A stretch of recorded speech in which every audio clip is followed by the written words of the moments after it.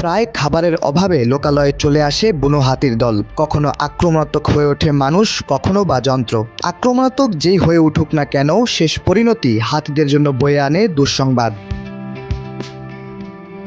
এবার এক ট্রেন দুর্ঘটনায় শ্রীলঙ্কার হাবরানা প্রদেশে একে একে মৃত্যু হলো 6টি হাতির। বৃহস্পতিবার 20 ফেব্রুয়ারি ভোরে রেল লাইন পার হওয়ার সময় এসব হাতির মৃত্যু হয়। নিহত হাতিগুলোর মধ্যে সবগুলোরই বয়স 8 থেকে 20-এর মধ্যে। আর সবচেয়ে মর্মান্তিক খবর, মারা যাওয়া 6টি হাতির মধ্যে 5টি রয়েছে মা হাতি।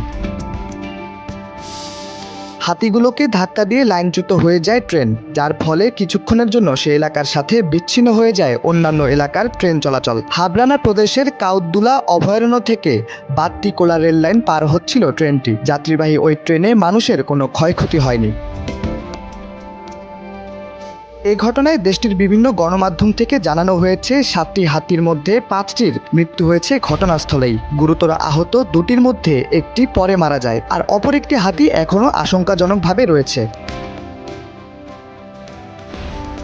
প্রতি বছর শ্রীলঙ্কায় প্রায় 20টি হাতি ট্রেন দুর্ঘটনায় মারা যায়। এছাড়া দেশটিতে প্রায় মানুষের সাথে বুনো হাতির সংঘর্ষ তৈরি হয়। মূলত খাবারের খোঁজে এসব বুনো হাতি বনাঞ্চল ছেড়ে চলে আসে লোকালয়ে, যার ফলে হাতি ও মানুষের মধ্যে একটি সংকট তৈরি হয়।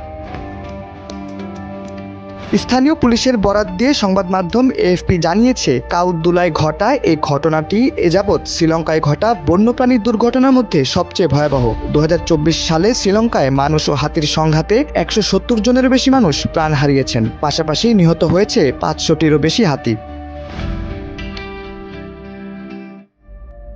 বুদ্ধ ধর্মাবলম্বী হওয়ায় শ্রীলঙ্কায় পবিত্র প্রাণী হিসেবে ধরা হয় হাতিকে, এবং নির্দিষ্ট আইনের মাধ্যমে তাদের সুরক্ষা দেওয়া হয়। তবে প্রায় সময় দেখা যায় বনাঞ্চলের মাঝে ট্রেন চলাচলের পথে চলে আসে বুনো হাতিগুলো। হাতি চলাচলের রাস্তায় কোনো সতর্কতা সংকেত না থাকার দরুন প্রায় ঘটে এমন দুর্ঘটনা।